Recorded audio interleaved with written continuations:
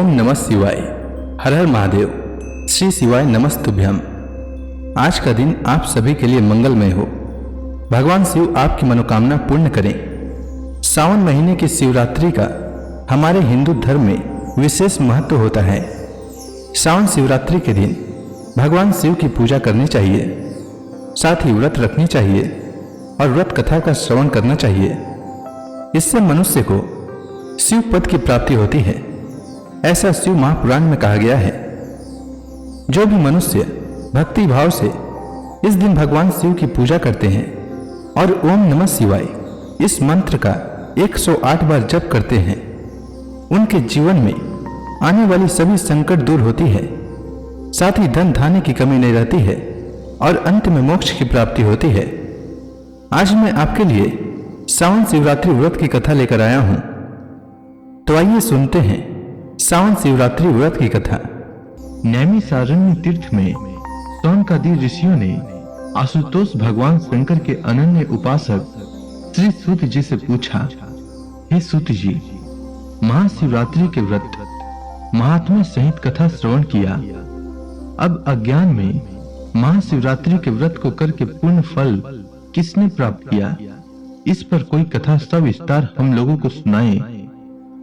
सूत जी ने कहा, विविध धातुओं से विचित्र वर्णमाला, अनेक वृक्षों से व्याप्त, विविध पुष्पों से सुशोभित, बाल सूर्य के समान देदीप्यमान, तप्त स्वर्ण के सदृश कांतिवान, मणि निर्मित सोपानों से युक्त कैलाश पर्वत के एक शिखर की चट्टान पर अत्यंत शांत भाव से भगवान शिव जी विराजमान थे।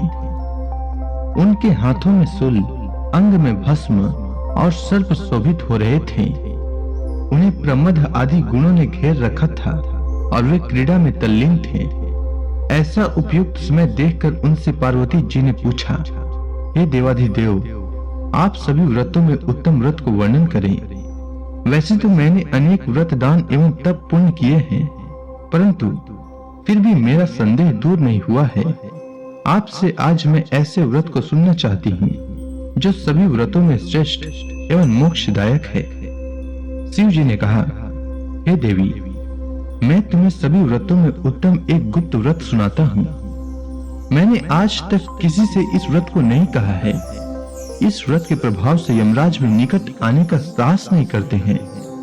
फागुन मास के कृष्ण पक्ष की चतुर्दशी को शिवरात्रि नाम से जाना जाता है। इस दिन का किया हुआ व्रत इतना प्रभावशाली होता है कि प्राणी यमलोक को त्याग कर शिवलोक में प्रवेश पाता है। जीव हिंसक भील की कथा। किसी समय मलेच्छ देश में एक जीव हिंसक भील रहा करता था। वह भील जीव हिंसा के निमित्त सदा वनों एवं पहाड़ों के निकट भ्रमण किया करता था तथा अनेक प्रकार की हिंसा और चोर कर्म किया करता था। उसका शरीर पीन एवं काला था।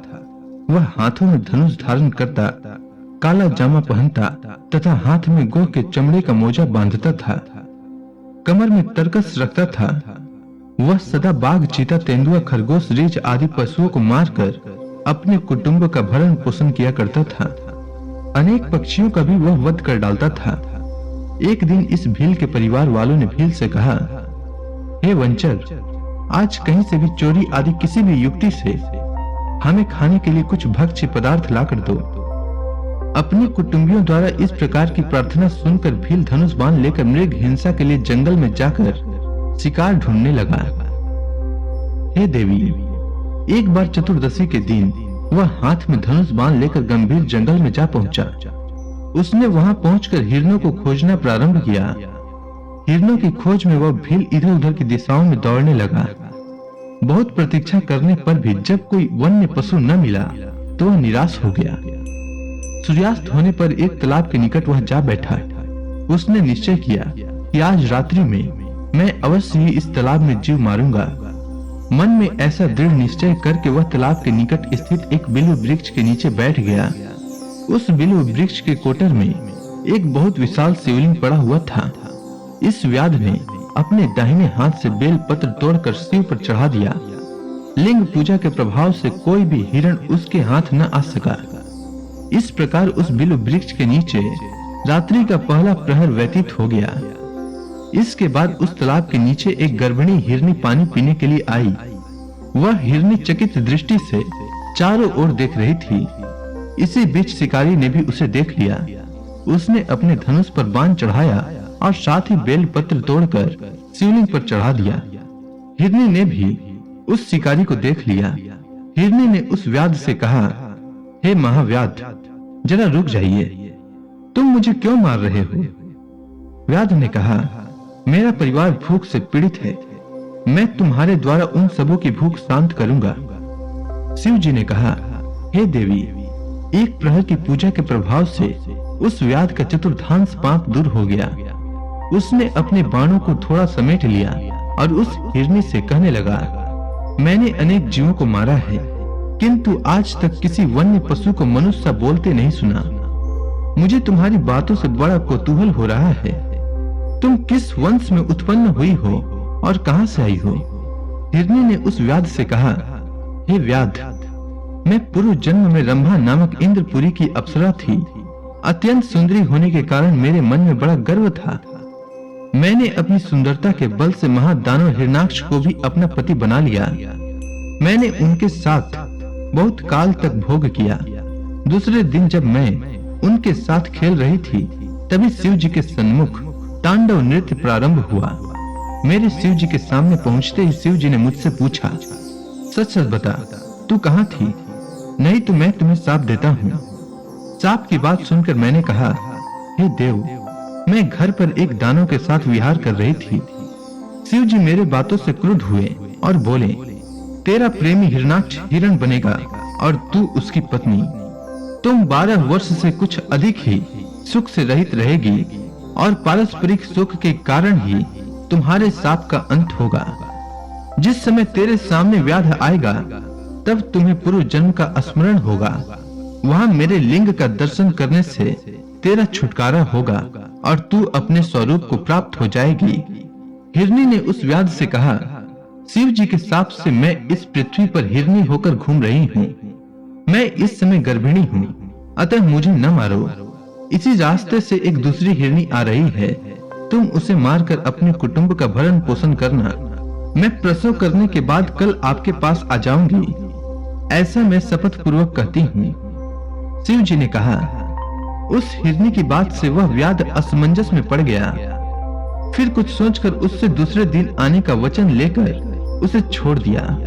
उस हिरनी ने व्याध के पास पुनः आने के लिए शपथ पूर्वक कहा, हे व्याध, जो द्विजवेद भ्रष्ट होकर संध्योपासन आदि कर्मों से रहित हो, दानी के बीच में विघ्न डालने वाला हो, जो दीपक से दीपक जलाता अथवा पैर से पैर धोता हो, जो अपने स्वामी मित्र बालक ब्राह्मण आदि का वध करता हो, जो सपत्नियों में द्वेष रखता हो, जो कृषक एक ही हल में 3 बैलों को चलाता हो, जो वेद निंदक हो, जो कुटुंब का पालन पोषण न करता हो, जो माता पिता में श्रद्धा न रखता हो, जो पर स्त्री गामी हो, इन सभी पातकों की भागिनी मैं बनूं, यदि अपनी प्रतिज्ञा पूरी न करूं।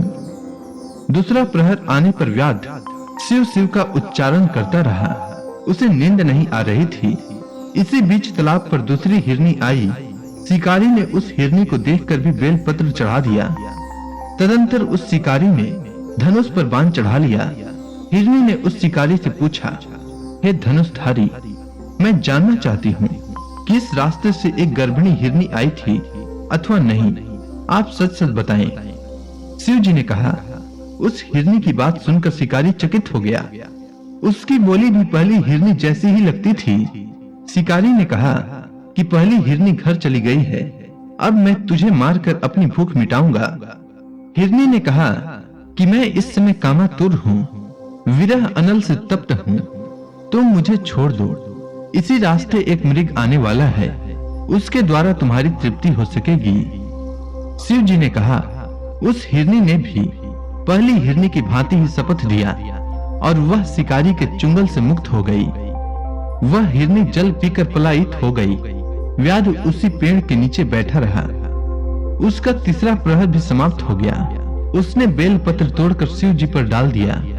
इसके अनंतर उस व्याध ने एक विशालाक्ष हिरण देखा। वह अत्यंत हृष्ट पुष्ट और सुडौल आकार वाला था। उसको मारने के लिए व्याध ने धनुष पर बाण चढ़ा लिया। उधर उस शिकारी को हिरण ने भी देख लिया। वह अपने मन में सोचने लगा, आज मेरी मृत्यु अवश्य ही होगी। मेरी दोनों हिरनियों को इस व्याध ने अवश्य ही मार डाला होगा। स्त्री के बिना जीवन व्यर्थ है, क्योंकि पत्नी के बिना धर्म अनुष्ठान नहीं हो सकता और न तो सांसारिक सुख भोग ही किया जा सकता है। अतः उसने व्याध से पूछा, हे नरश्रेष्ठ, मैं आपसे एक बात पूछना चाहता हूँ। कृपया आप उसका ठीक ठीक उत्तर दें।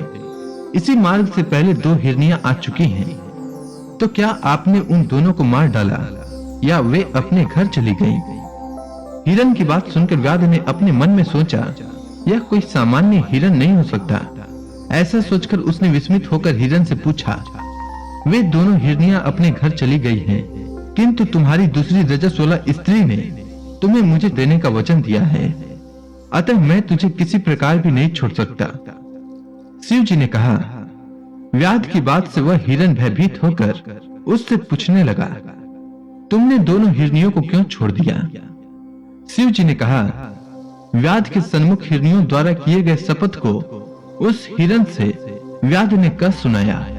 मृग प्रसन्न होकर बोल उठा, हे व्याध, मेरी हिरनियों ने तुमसे जो शपथ किए हैं उन्हें मैं भी दोहराता हूँ, अतः तुम मुझे यहाँ मत मारो। मैं अपनी ऋतुमती स्त्री से संभोग कर तुम्हारे घर निसंदेह आ जाऊंगा। शिव जी ने कहा। उस मृग की बात सुनकर व्याध कहने लगा, तू मुझे बातों में फंसाकर धोखा देना चाहता है, अतः मैं तुझे कदापि नहीं छोड़ सकता। उसकी बात सुनकर मृग ने अपनी पत्नियों द्वारा प्रदत्त वचन को व्याध के सन्मुख पुनः दोहराया और कहा कि यदि मैं तुम्हारे पास न आऊं तो मेरा सभी सत्य नष्ट हो जाए। शिव जी ने कहा, अब तक उस व्याध के सभी कुलस नष्ट हो चुके थे, इसीलिए उसने मृग की बातों का विश्वास करके उसे छोड़ दिया। हिरण उस तालाब में जल पीकर जिस रास्ते वहां आया था, पुनः उसी मार्ग से वापस चला गया। उस समय तक प्रातः काल हो चुका था। बिल्व पत्र के नीचे से बाहर निकलते हुए शिकारी ने अनजाने ही बिल्व पत्र तोड़कर शिवलिंग पर डाल दिए। शिव पूजा के प्रभाव से उस शिकारी के संपूर्ण पाप विनष्ट हो चुके थे। भूखा रहने के कारण वह निराशा भरी दृष्टि से चारों ओर देखने लगा। इतने में ही बच्चों सहित वहां दूसरी हिरनी भी आ पहुंची।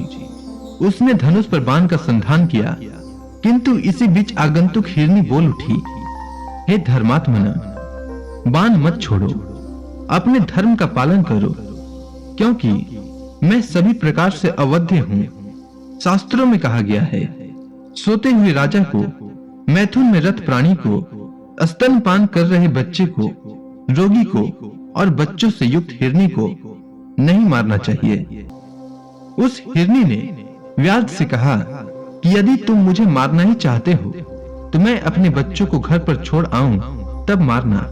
यदि मैं न आऊं तो उसी पाप की भागनी बनूं जिससे स्त्रियां स्वपति को त्याग कर पर पुरुष में आसक्त होने पर बनती है।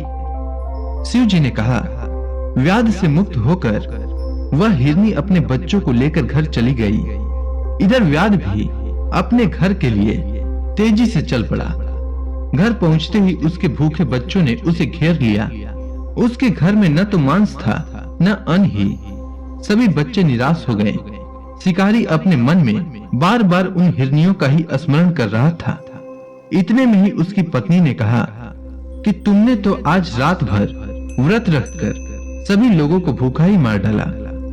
पत्नी की बात सुनकर उस व्याध ने कहा, हे प्रिय, मैं कल रात से भूखा हूँ और मुझे नींद भी नहीं आई। कल रात में जो हिरण और हिरनियां मुझे मिली वे अपनी प्रतिज्ञाबद्ध होने के कारण मेरे यहाँ आएंगी और मैं उनका वध करके परिवार को तृप्त करूंगा। शिव जी ने कहा, हे देवी, वह हिरण व्याध के पंजे से मुक्त होकर अपने हिरनियों के पास चला गया।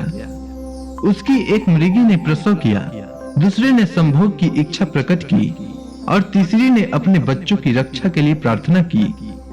हिरण ने ऋतुमती मृगी की इच्छा पूर्ण करके कहा, तुम सब यहीं रहकर बालकों की देखभाल करना। अब मैं व्याध के पास जा रहा हूँ, क्योंकि मैंने उसे वचन दे रखा है। शिव जी ने कहा, मृग की बातों से उसकी पत्नियां भी साथ चलने का आग्रह करने लगी।